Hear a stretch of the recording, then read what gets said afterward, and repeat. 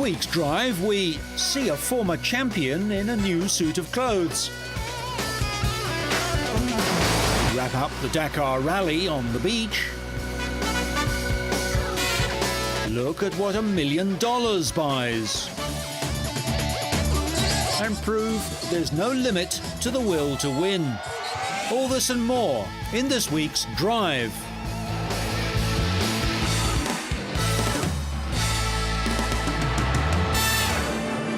This is the moment BMW and Sauber Formula One fans have waited for all winter. The new Formula One team unveiled their first car at a launch in Spain, declaring that they aimed to be winning races within 3 years. BMW, formerly partners to Williams, announced last year that they were buying Swiss-based Sauber and have recruited nearly 100 new staff. One of those is driver Nick Heidfeld of Germany, who comes back to the team after one season at Williams. Heidfeld, who has a 3-year deal, agreed the new team would need a lot of luck to win this year, but felt that it was not impossible as the red, white and blue F106 took to the test track for the first time. Key team personnel. It's quite special, first of all, because I spent time with the Sauber team before.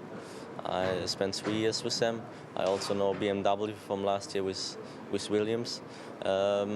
And I think there's a very special atmosphere within the team right now because they have the resources. Everything is more or less starting from, not really from zero, but this is putting two teams together, and that's quite exciting. He's partnered by former world champion Jacques Villeneuve. The 34-year-old Canadian had a poor season at Sauber last year, but he's been retained by BMW. Team principal Mario Thiessen said the team had 2 number-1 drivers, and the 1997 champion can't wait to get his career back on track. Oh, it's great to be part of BMW Sauber team. BMW has a great history in racing, has had many successes. It's a big company. It's got a lot of engineers, a lot of talent, and also now the team will have a lot of a budget, a lot of money, and that will help to develop the car, to spend time in the wind tunnel, to get all the testing we need, which wasn't the case last year. So it's very exciting. We go now to a wintry Silverstone, where Midland F1, Formula One's newest team, welcomed a new face. Max Biaggi has proven himself on 2 wheels, having won the 250cc World Championship 4 times. But these are uncertain times for the Italian, who severed his ties with MotoGP racing, motorcycling's top category, after being dumped by his Honda team at the end of the 2005 season. Although Biaggi has discussed a possible move to World Superbikes with Kawasaki, he's also shown interest in a possible 4-wheel future. It's not the first time that Biaggi has driven a Formula One car. In 1999, he did some tests for Ferrari in Italy, something MotoGP champion, compatriot and arch-rival Valentino Rossi has been doing more seriously of late. Max said that there's no competition to see who jumps into F1 first. While 26-year-old Rossi has had 3 separate Ferrari tests and is seen as a real prospect to switch from 2 wheels to 4, Biaggi is unlikely to be considered for a serious role at newcomers Midland, even though his outing was at Midland's invitation. With Midland not scheduled to launch its 2006 car until February, Biaggi was invited to drive an older model fitted with a new V8 engine and painted in the new Midland livery. Midland bought out the former Jordan Formula One squad over a year ago, and charismatic former team owner Eddie Jordan attended most of the rounds of last year's World Championship. In his test, Biaggi had to contend with a cold and rain-soaked Silverstone track, the venue for the annual British Grand Prix. Understandably, the Italian drove cautiously in the conditions, completing just 9 laps. Max's test was split into 3 segments, an installation lap, followed by runs of 3 laps and 5 laps. Between the second and third runs, he was given a new set of Bridgestone wet-weather tyres. Although he returned the car to the pits safely and in one piece, it's unlikely the Roman Emperor will be squaring up against Michael Schumacher, Fernando Alonso and the other Formula One stars. Midland have already signed up Dutchman Christian Albers as one of their race drivers, with Portugal's Tiago Monteiro expected to partner him. Biaggi said he was looking forward to another test with Midland, but that no firm plans have been made. The new championship starts in a month and things would then be too busy. He said driving the Toyota-powered Midland Formula One was all about getting the right feeling and checking if he really feels comfortable inside it. He was asked by reporters to compare the Formula One with a MotoGP bike and which he preferred, but he said that he liked both. He was able to dance on a bike to make it go fast, whereas in the car he was strapped in very tightly, which was a weird sensation for him. Asked if he's chasing a Formula One seat, Max said it's too early to say, but he isn't closing any doors. I just take this opportunity to make a day here in the Midland. So they give me this nice opportunity. I want to thank them. All the engineer was so kind to me. So I really appreciate. And you never know. At this time we take things easy, and we didn't make a mistake. That's even more important, because this guy in 1 month have to start the championship. And for me it was a nice chance, so maybe we'll see next time.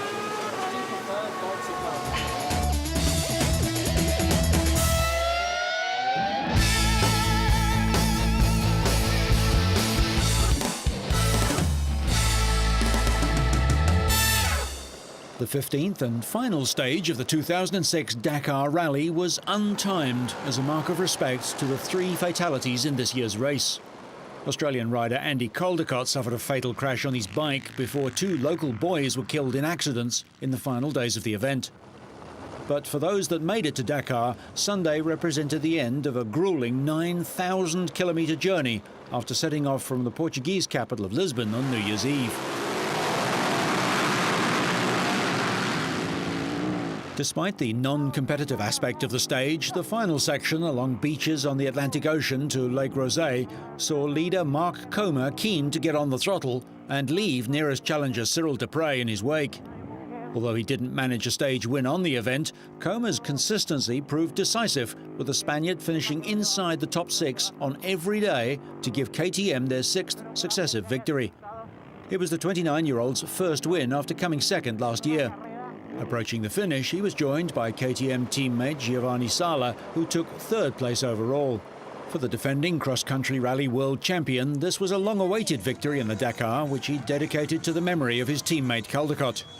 And 2005 winner Dupre, who struggled on despite a dislocated shoulder sustained in the opening week, was quick to congratulate his rival. In the trucks, Vladimir Chagin and Ferdus Kabarov finished 1st and 3rd, with Dutchman Hans Stacey preventing a Russian 1-2. It was the 5th win in 7 years for the king of truck rallying. The car class victory went to Luc Alphand in his Mitsubishi ahead of South Africa's Geniel de Villiers. World Cup skiing champion in 1997, the Frenchman quit the slopes and competed in his first Dakar rally the following year. He hated the desert at first, but soon grew to cope with the challenging terrain and finished 2nd in 2004 and 2005, behind Stefan Peterhansel. The teams posed for the cameras with Alphand, 3rd place Nani Roma, and Peterhansel, who finished 4th. And 40-year-old Alphand and co-driver Gilles Picard, 10 years his senior, were able to reflect on a job well done.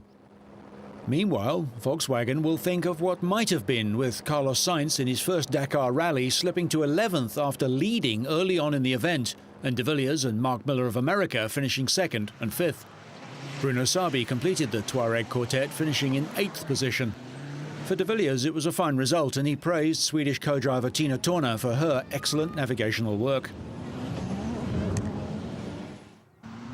After 2 weeks of toil, struggle and tragedy, it was time for the competitors to celebrate, congratulate and reflect. But none more so than Luc Alphand and Gilles Picard, winners of the 2006 Dakar Rally. Despite a strong start by the big Volkswagen team, yet again a Mitsubishi driver led when it counted most. Former World Rally champ Carlos Sainz scored 4 stage wins on debut. Comer's consistency and rivals' misfortune gave him the overall win without topping a single stage. With riders from 8 different countries, KTM took 9 of the top 10 places. Victor Chagin claimed his 5th Dakar win in 7 starts. Russian Kamaz trucks reigning again, although the Dutch MAN split the team and Japanese and German trucks made a showing. Just 2 days later, fans were out in force at Barcelona airport as they waited for bike racer Mark Coma to arrive back in the country. Over 1,000 people were on hand to celebrate his maiden win in the bike section of the 2006 event. Coma, who didn't win a single stage this year, was handed his first success when chief rival and defending champion Cyril Dupre dislocated his collarbone on stage 6. 3 deaths this year have cast a shadow over the Dakar Rally, leaving the event looking more controversial than ever. But none of this was in the thoughts of those at Barcelona airport. And for Coma, it was just good to be back home. But when the celebrations do die down, organisers and authorities will start work to improve safety on the competitive tracks and national roads used for the 2007 event. I am really happy, incredible. I thank everyone for supporting me. I hope they enjoyed it as much as I did. They have always been with me, in both the good and in the most difficult moments.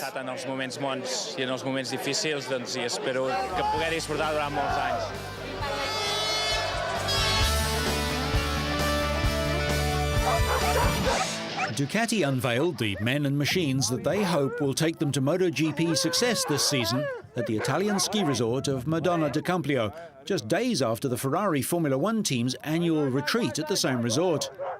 This season, former Honda star Sete Gibernau joins the Italian manufacturer following a poor 2005, where the 33-year-old Spaniard finished 7th in the championship after being touted as the rider with the best chance of rivaling Yamaha's Valentino Rossi. Gibernau felt that last season his team weren't fully behind him, but now, with a new team and a fresh start, the Spaniard is looking forward to the new campaign.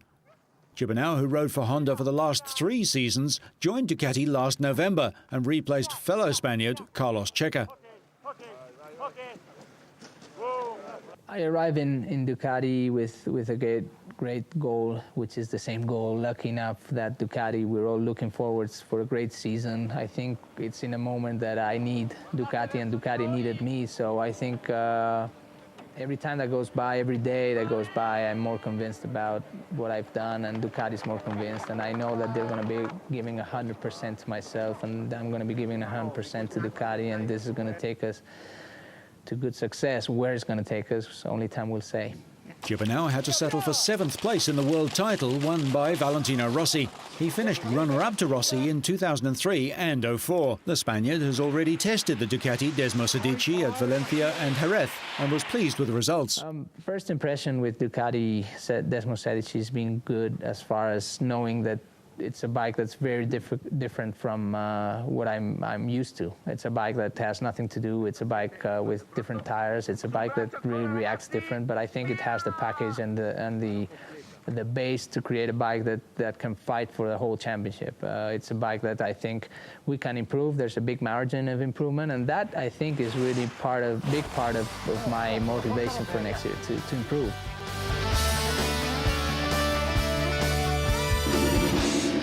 World Superbike champion Troy Corser took the first steps towards the defence of his title with 4 days of pre-season testing at Phillip Island. The Australian was trying out the new Suzuki along with teammate Yukio Kageyama, and the early signs are good for the team, with Corser, champion in 1996 and 2005, topping the timesheets. But more encouragingly, he completed a full 22-lap race simulation, a full half a minute quicker than his racetime victory here last March. Kageyama was not quite up to the pace, but still managed to record laps a second slower than his teammate. Corser spoke afterwards of his satisfaction with the new bike, which he hopes will take him to a 3rd world title. Yeah, the test here at Phillip Island is going very well. The weather's been good, so we've had a good chance to test the new 206 Suzuki. The bike has improved quite a lot in some small areas, with the engine and also with the chassis and suspension. So no, very happy with the test. Consistent, the lap times have been very good, and the feeling on the bike feels very good. The Foggy Petronas team, keen to forget a poor 2005 season, it's a tale of 2 very different riders. Making his Superbike debut is Craig Jones, the young Briton who showed his promise with 2 top 8 finishes in 3 Supersport races last year. His partner, 136 race veteran Steve Martin, could be the luckiest man in sport. The 36-year-old Australian received a blow to the kidneys in a first corner pile-up in last year's final round at Manukur. Tests led to the discovery of a cancerous growth, which has since been removed, and Martin is keen to return stronger than ever. While Jones ended up at the bottom of the lap times, Martin used his local knowledge of the track to split the two Suzukis, and the team can look forward to improving on last year's disappointing 6th place. For Yamaha France, former MotoGP rider Norik Abe carries their hopes of podium finishes after his debut last year. Abe was 4th on the test, a full second slower than Kageyama in 3rd place.